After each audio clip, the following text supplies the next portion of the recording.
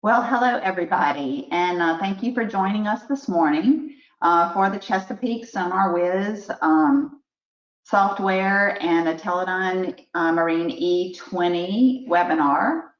I'm Kim Daly, and I'm here with Harold Orlinsky from Chesapeake. I'll do a brief bio on both of us in a sec, but just to take care of some housekeeping stuff right off the bat, everybody is muted. And we'll have, if you have questions during the presentation, you can just type those in and we'll try to get to them as we go. If I missed any questions or we run out of time, then we'll address those questions later in an email, or you can contact us and we can talk, or have a separate webinar, a personal webinar, if that's what you like, or a Zoom meeting. We're happy to do that type of thing. So for those of you who don't know me, I'm the Global Product Brand Manager for Odom Hydrographic, which is part of Teledyne Marine. I take care of primarily the single beam echo sounders and the MV2 multi-beam system. So my responsibilities also bleed over a little bit into Rezon and the Blueview sonar systems in the Americas, that is. I've been with Odom for many, many years. And so I probably know a lot of you that have tuned into the webinar today. So that's really nice. Everybody welcome. I'm also on the board of the Hydrographic Society, the Southeast chapter, which covers the Southern US. And I've also been on the board of the national chapter as well. I live in Prairieville. I have a bunch of animals, a husband and 2 kids. And then Harold, of course, worked with, he was, his career as a NOAA Corps officer. He's also worked with survey companies, software manufacturers, developing a passion for side scan and bathymetric systems. He's currently the general manager at Chesapeake Technology, leading the company with innovative software for the hydrographic and geophysical industry. He resides in Cheshire, Connecticut with his wife and their 2 daughters, ages 16 and 15. And he doesn't have any cats or chickens like I do. So that's about it for us. Okay, so this is, of course, the EchoTrack E20.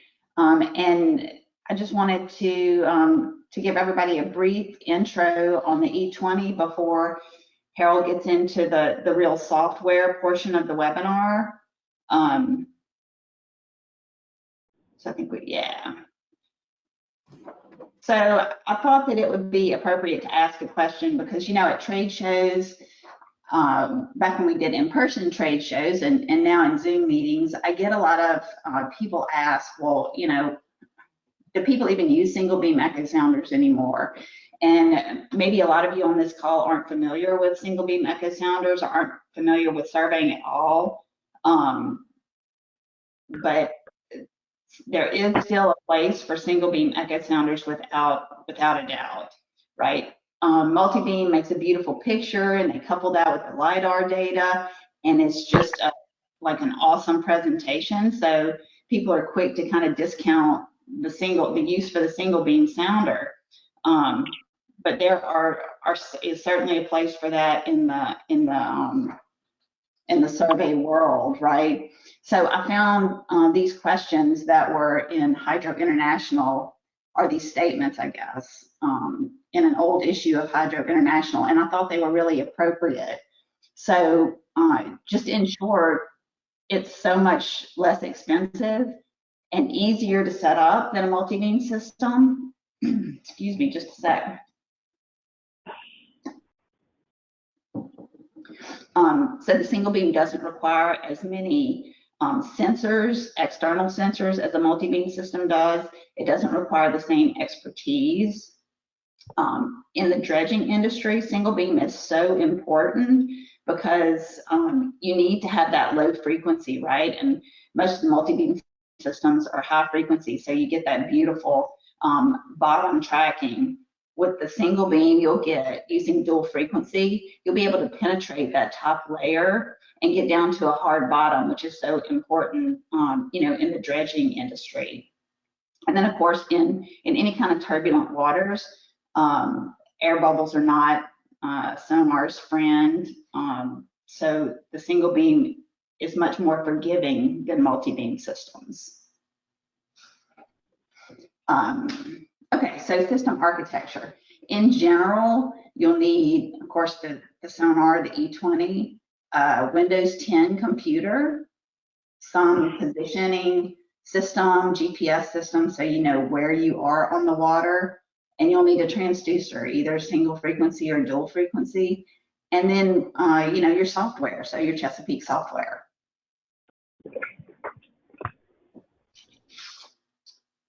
Okay, so there are 3 variants of the E20: single channel, dual channel, and extended range. So, you know, we spent more than 40 years working on the development of our sounders. The last several years developing the E20, and, you know, talking to our customers, asking for feedback, and then using some of the multi-beam technology that's so popular in the CBAT multi-beam systems. And we added a little bit of that into the single beam software. So we put together a really awesome package. And okay, so to let you kind of get a visual on how big the system is, that picture on the right is on a John boat. So we just used a piece of wood set across the boat there. We have our E20 set up with our computer and our GPS system with a small generator running the whole thing. So really compact and portable. It all fits into a Pelican case with wheels, so you can travel with it, ship it really easily.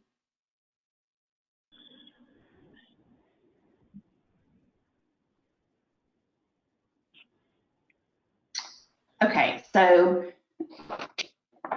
just not to spend a whole lot of time on this, and I'm not going to read through the main features, but it's the E20 was built to kind of be a one-stop shop, right, for your single beam needs. So 1 or 2 channels from a low frequency 10 kilohertz all the way up to 250 kilohertz, down to 6,000 meters range. We made it super rugged, numerous serial ports, Ethernet, so you can talk over a network with it. Lots of power, different power choices. So wherever you are in the world, of course, you can still use it. So let me see what I want to say about the rest of these things, right? So the bottom detect is really the most reliable and robust bottom tracking available for repeatable survey results.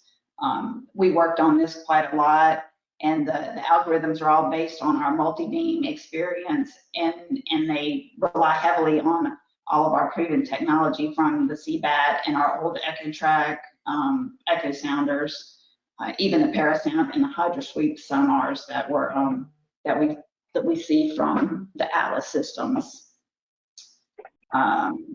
Dual channel, we talked about that. Extended range for working in really deep water.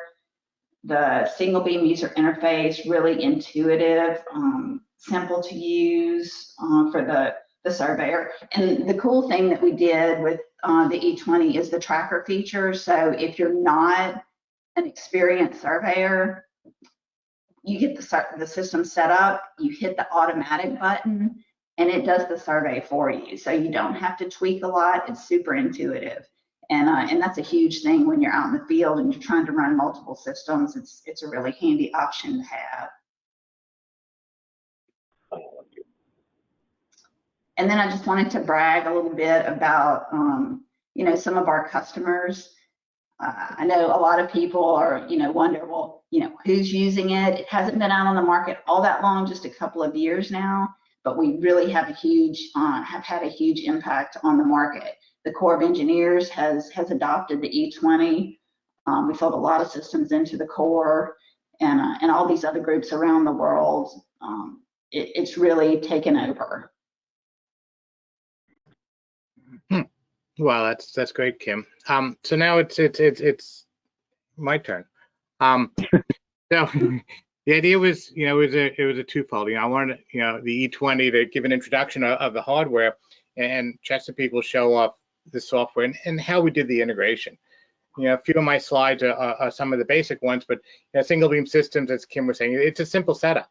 It's a GPS and an echo sounder. You don't need a heading and motion sensor. You can always have that. Sound velocity, you can do a bar check. So it's a really easy and inexpensive way of doing a survey. Typically 24-200 or 33-200, really deep water, you go low, really high frequency, you get higher resolution. But my experience at 24-200, which is one of the data sets I have, or just a 200 single frequency, which was another data set, and I'll be showing that. Now the problem with single beam is we're not going to get full sonar seafloor insonification. Typical line spacing is 20 or 25 or 10 meters, whatever it is. Even if it's 3 meters, you're still not going to get full bottom coverage. And driving a boat 3 meter line spacing is very challenging. So, the idea is that you're not going to get full coverage, but you're going to get a lot of data, quickly to set up. Big thing is they cost a lot less than a multi-beam, and it's easy to set up. Combination of side scan and depth, or sub-bottom and depth, and the system has the acoustic imagery, which we call it sub-bottom. These multiple data sets provide a complete solution. Typical survey single beam, into SonarWiz, we have our color-coded line spacing in the top right.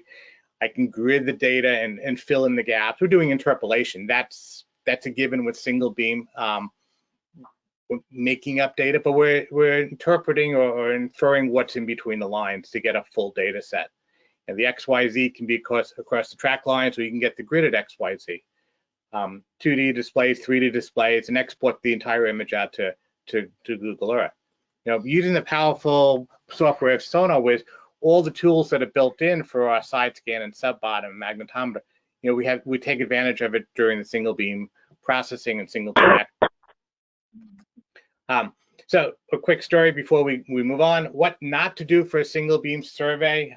We did a survey there was a pier that collapsed, and we made a plan. We had our line spacing, and we didn't know really which direction because there was structures in the water.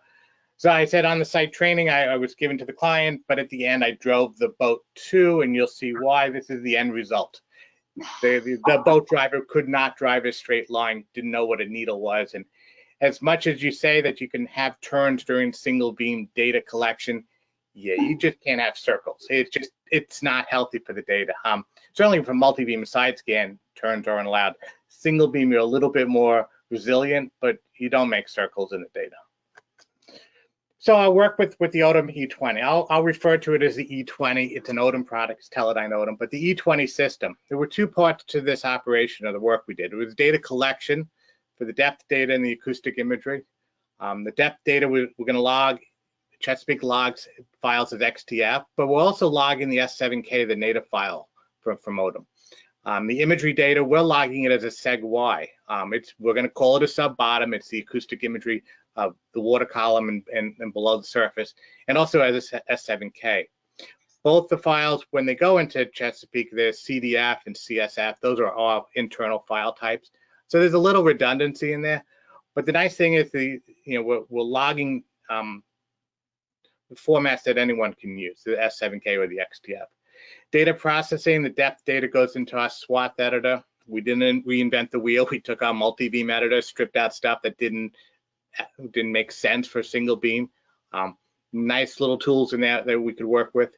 And the acoustic imagery data we put into our SubBottom program because it is a seg-Y file. So how did we approach this? Well, the commands and control for the sonar. Odom has, as Dave Andrews would say, the SUI, which was the GUI, the single beam user interface. But we could use the Odom software, the SUI, and SonarWiz can just listen in. We're just receiving the data and listening in. Most folks are doing that, but that requires two pieces of software running.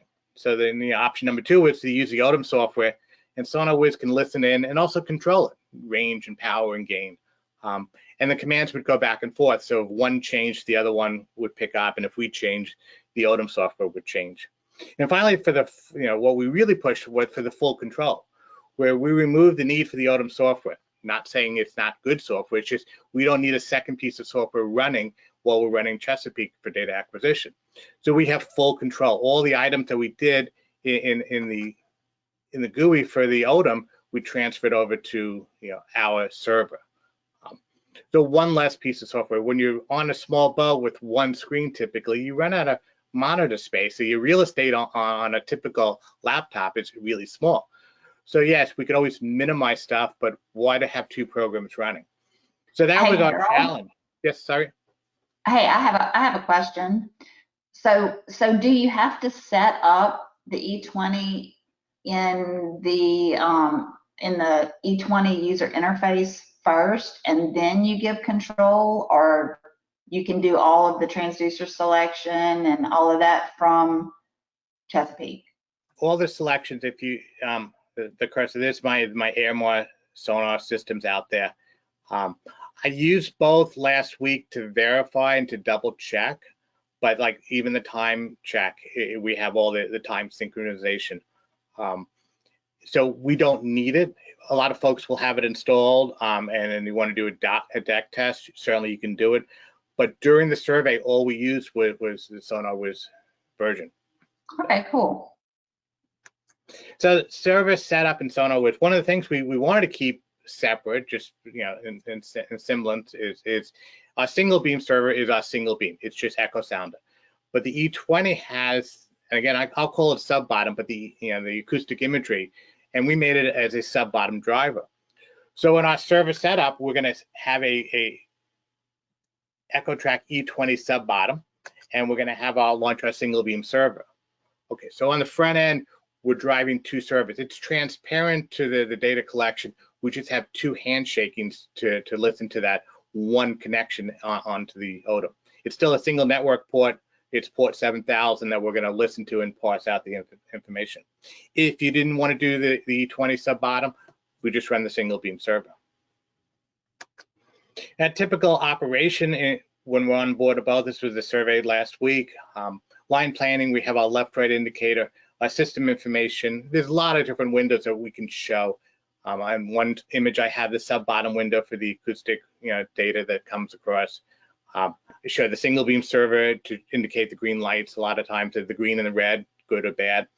We make things somewhat intuitive, but if you're new to SonarWiz, things don't make sense. But how do we know we're logging? Well, we got a big red dot there and on the screen as well saying we're logging data. It's recording data.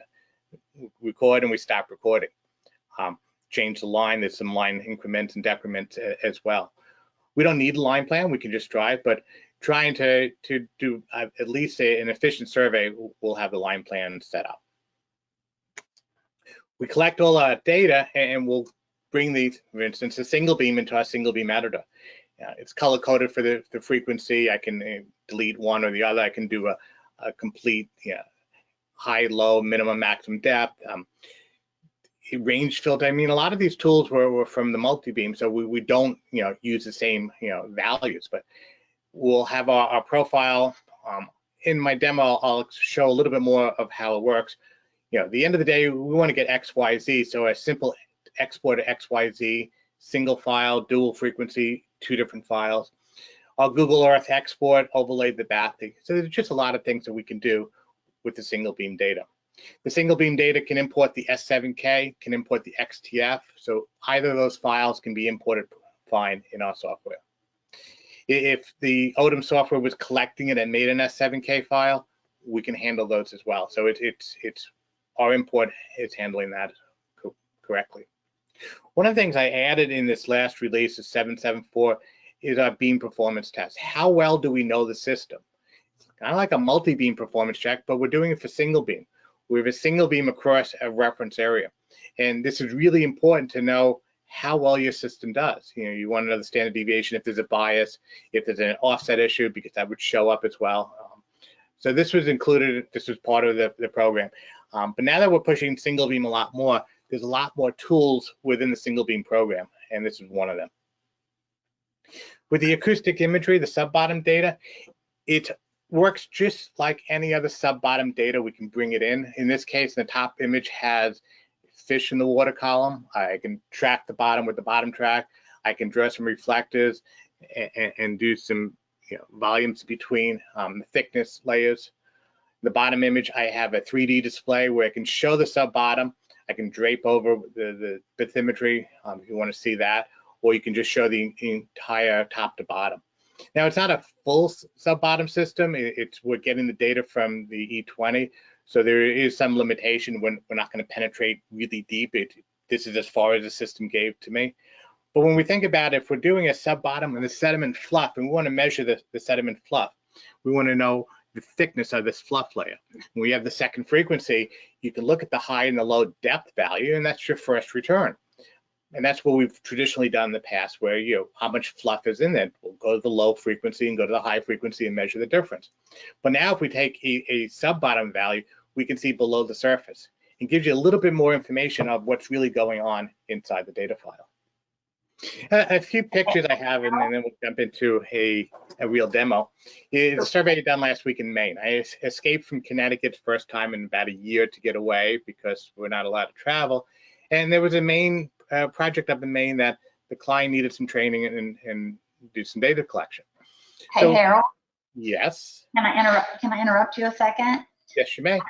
I got a couple of comments from a customer. Okay. So one was, using the E20, we say that the user interface has to be used with Windows 10, but SonarWiz can run on Windows 7, right? Yes. Pretty much. There's one or two windows I don't like in Windows 7. I have an old computer, but yes, one runs on Windows 7, correct. Okay, and you may be going to get to this, I don't know, but is it possible to do a bar check within, the SonarWiz, where they can adjust the index, or do they still need, he says, is it possible to do bar check like our usual method to adjust the index, or we still need to adjust the sound velocity? We still need to adjust this. We can do the sound velocity adjustment. We can't change the index. And the bar check is not an official bar check screen, but you put the bar at 3 meters and 5 meters, and you look at the value, and then we can adjust the sound velocity in real time to match it that way. Okay. Oh, I can keep going. Okay, so okay, I'm sorry. Thank you. That's it. No. Feel free to interrupt. Survey done up in Maine, and the idea was this was the area that we were encompassing. It was 2 shipwrecks. We didn't discover them. They're 100 years old, but at low water, it becomes a tidal flat. At high water, well, there's a couple of channels, and they were trying to map out the channels because the people that live out here can't get home when it's low tide. They want to know which way to go.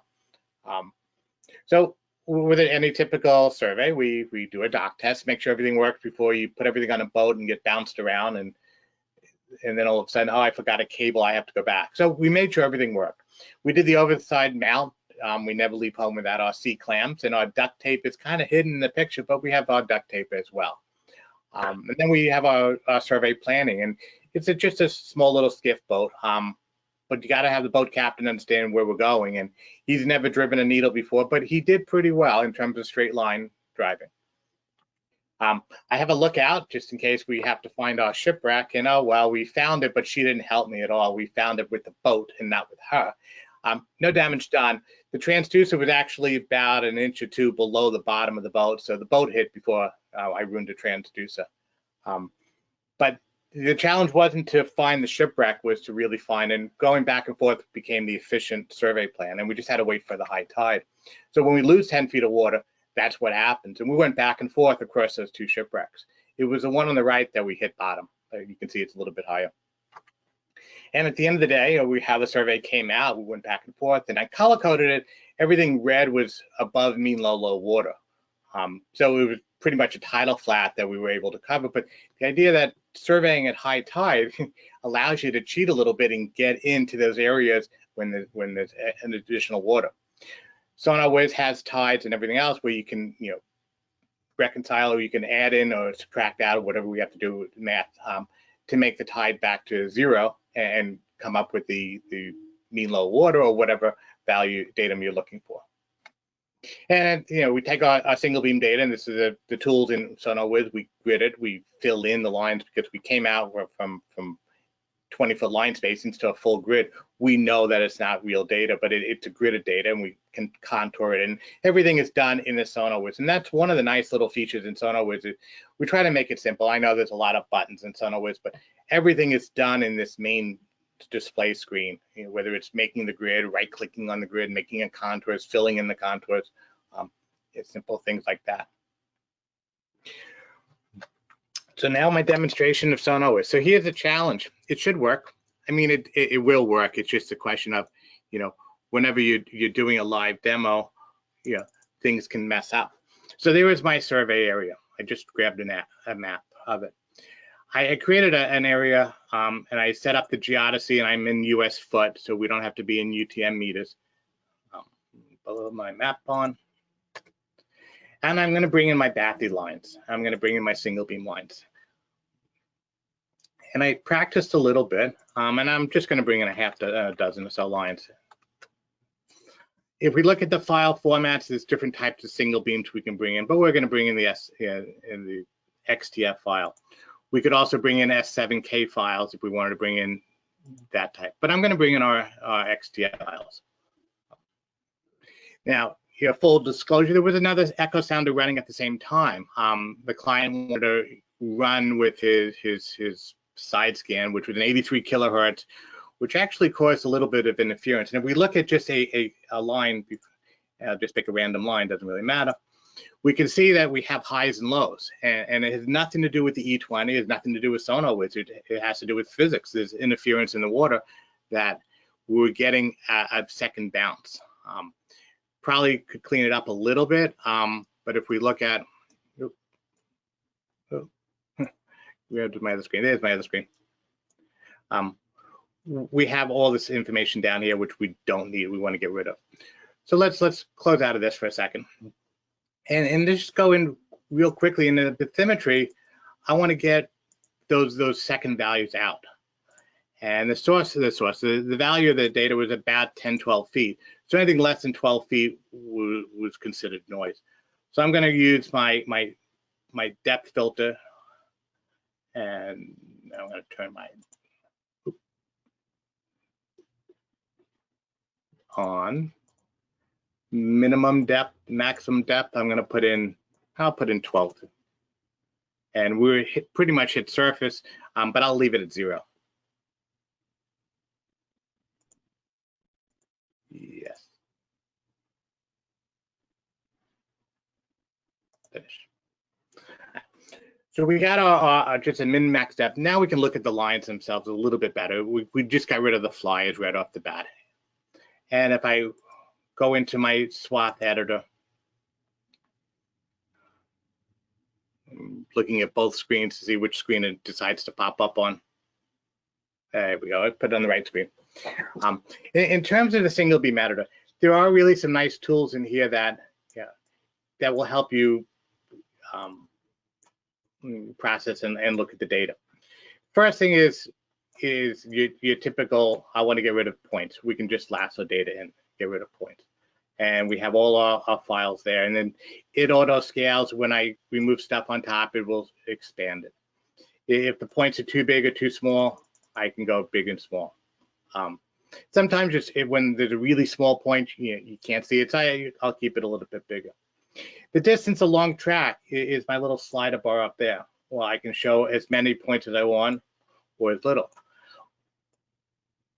But notice the distance along track is in meters. I can have it either in meters or in ping numbers. I can have 1,000 pings or 200 meters. So it's a nice way of delineating or showing the distance across.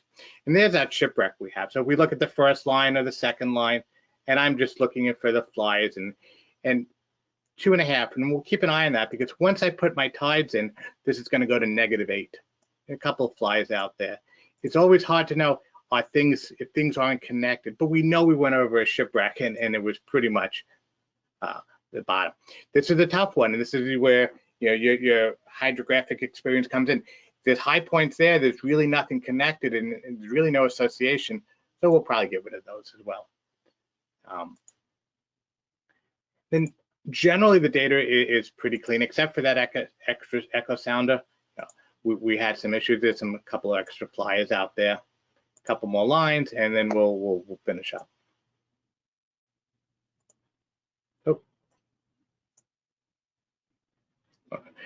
And we're done. That's the extent. There's a min-max filter, there's a polygon filter. There's a lot of filters you have, and if I delete something by accident, I can undo and come back. If I delete it and I say, well, I don't know where it is, I can show my rejected sounding. We can show it that way as well. So you're really never deleting the data, and that's typically the rules with any of the editing programs. I'll close out and I come back in. Probably the red point is my depth. If I look at my depth, I can see my little high and low. But remember, we have to apply tides. And one of the things about the tides is you know, I made up a tide file, and we surveyed around high tide. And high tide was somewhere around there. It was about 3.13 meters. Tides was in meters. Yes, I had to do the conversion. But we surveyed for about the 45 minutes around, so the tide curve was pretty much all up there. I'll close out there. In my bathymetry, I'm going to add in whether it's tide or sound velocity. In this case, I'm going to add in my tide file.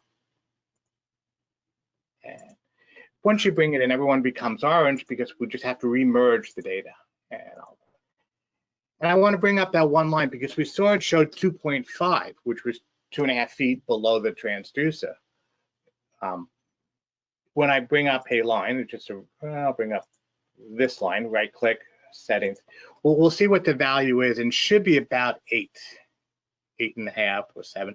This was when when we reduced the water level to account for the tides. 5. There it is. So there's the top of the rack. And lastly, while we're in here, we're still in our main screen. I'm going to create a grid. I'm going to create a new grid, and we're going to use, because we want to fill in this area, we don't want to just have the track lines. I'm going to call it natural neighbors, and I'll just do a mean surface. It takes about 10 or 15 seconds to run through the process.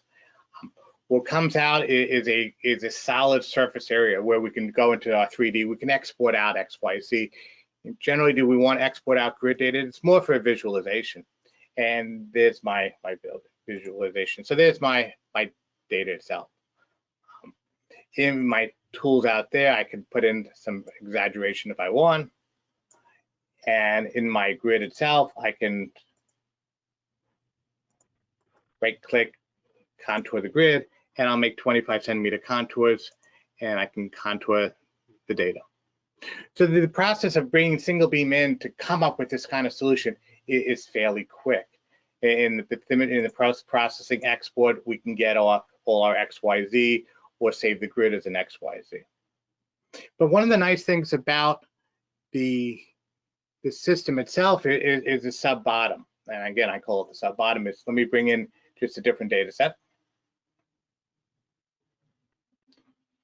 And in this case, I brought in the single beam.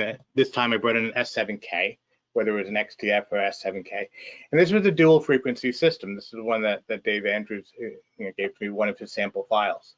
And it looks the same, except now there's 2 colors on the screen. If I go into color by not elevation, but by frequency, we can see the differences between the 2 frequencies. But we went through the single beam already, but what about the SubBottom? So if I bring in this file as a SubBottom, I'm going to bring it in and import the file, and with number 15. And it's high and low frequency. This is how we determine, should we do the low frequency or the high frequency. I'll bring in channel 2, just to bring in one channel. And the funny thing about SubBottom is you can't see it in the first screen, and the reason why it's a vertical, it goes up and down. We can cheat a little bit. If we really, really want to see the data in the drawing mode, I can say my SubBottom and my draft mode, and I turn it on its side. It really doesn't buy me anything. We have to actually process the data. So when you're bringing in SubBottom, typically all you see is a track line. If I look at my SubBottom itself, I right-click and I go into bottom track and digitize view, I crash my software. half a second. I apologize. While Yes, you're I'm doing listening. that, I have another question. Oh, good, because I got it running, but I can do two things. What's the question? You can multitask. So, you know, the E20 has the tracker feature, right? So it's the automated feature. So if you're not using the E20 user interface, if you're using the SonarWiz, can you still use the tracker? We have the automatic, semi-automatic. So yeah, we have that tracker mode. Okay, cool. Yep, that's it. I recovered. It wasn't that bad. I brought in the S7K. So typically when you bring in SubBottom, it doesn't really look exciting. The first return was a track, but we want to track it and find our first bottom. But what about, zoom extend. What about the data that I was explaining? Well, if we look at our appearance, and I just look at my histogram, this is the quick and dirty way of enhancing the data. There was my little fish out there, and there's my return. This is a multiple. This doesn't count as a reflector, but the idea that we're starting to see not just the XYZ or the digital depth, but we can see all this value. Because it's in SubBottom, I can go ahead and create a feature. I just made one up, and I create a new feature. I'll change it to blue, and I'll say sure. We also have the bottom track, as we can make that as a reflector. The reason I want to make that as a reflector is I can do the isopacks. But we'll just go back to bottom tracking. I got to remove that one point, the fish. I don't like the fish. And I'm going to make this value as a reflector. And there's my reflector. And why did I do that? Well, now when we're back in our acoustic reflectors, I can compute my thickness. And I can say, well, from the seafloor to the first return, or the first feature was 0, I can get my thickness. Or maybe I might compute my thickness between from feature 0 to feature 1. I can get my thickness this way. So now we're starting to see a little bit more information out of this single beam system. This was a simple 200 kilohertz system, but we're not just getting the XYZ depth out of it.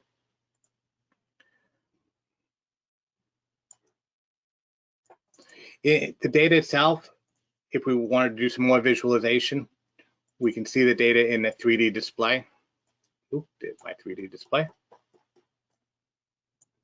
I need to slide it over.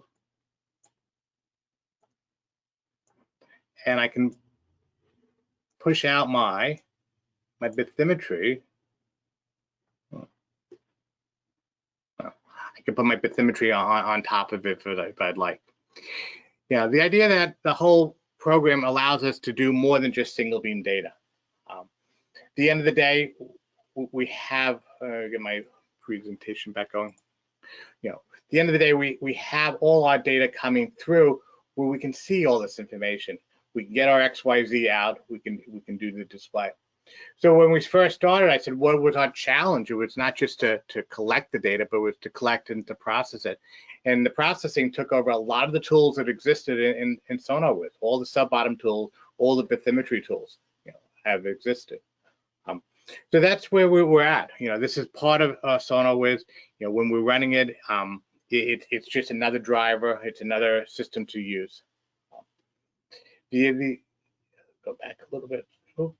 So my conclusion here is, before we go to questions, or if there's any questions, it's a single software for data collection and processing. There's options out there. There's the Odom software, there's other software out there, but here's one that allows you to do a single piece of software that does both. The data is stored in a common format for others to use, so we're not putting it in any special format. It's an S7K, which we're going to log. It's an XTF, which most folks can read as well. The partnership we had with Odom, Teledyne Odom, provides a seamless solution for both the hardware and the software for client use, which is a nice way. There's a sales pitch. If you have any questions on sales, talk to Kim or talk to the sales folks at Chesapeake. I can give an evaluation for the software. I'm not sure if Kim's going to give an evaluation for the E20, but my software, if somebody would like a demo license to give it a try, just let me know. The data set, I had 2 data sets, one from Dave Andrews and one from the data collection up in Maine. If anybody would like it to run through it as a processing exercise, just let me know. And I want to give a special thanks to Kim and to Dave Andrews at Teledyne Odom for their help in getting us going with this project. So I do appreciate their help. Well, thank you, Harold. I'll say thank you to you as well for moving on that so quickly. That was awesome. And I did have another question. Let's see. Okay, well, actually, a couple of questions came through. Someone asked if the E20 low band is going to be eventually like the Mark III, which the Mark III could go to 3.5 kilohertz. So I'll say, of course, right now the E20 can't do that, but we are, actively doing, upgrades and updates, and that may be something that we do in the future. I really can't say 100% right now, but it is a possibility. And then if the Mark III is going to be end of life in the future, I guess what the question is really is if we end of life the Mark III, are we going to wait until the E20 has that low frequency capability? And what about the external printer for the E20? So I got a string of questions. So the external printer, the commercial off-the-shelf printer option for the E20 should be in this next software update, which should happen this month. So that is our goal by the end of April, to have that available for everybody. And like I said, that'll be just an interface with an off-the-shelf printer solution. So it'll be really easy to implement that. So I think that's it for the questions. Oh, I got a question. This question came in. Is RTK available with Geoid model and SonarWiz? Yes and no. I mean, yes, we can do elevations. We don't call it RTK. Yeah, that was the other folks, but we can handle the elevations from the ellipsoid and put it in. One of the survey I had had RTK. I had an issue with it, so I used the verified tides. But there are the ways to handle it that way. Our bread and butter has always been the side scan and SubBottom, and moving into the bathymetry was probably about 10 years ago. We may not have all the bells and whistles, but it's an easy solution to use. It's a low-cost solution to use, and at the end of the day, if you just need a grid or an XYZ, it's certainly something that can be handled in SonarWiz. But with that, we don't want to take up too much of your time. You always end a picture and a presentation with a picture of a sunset, and I found this one on the web this morning, so I thought it was nice. My email and Kim's email, if there's any questions. Yeah, thanks everybody, appreciate it.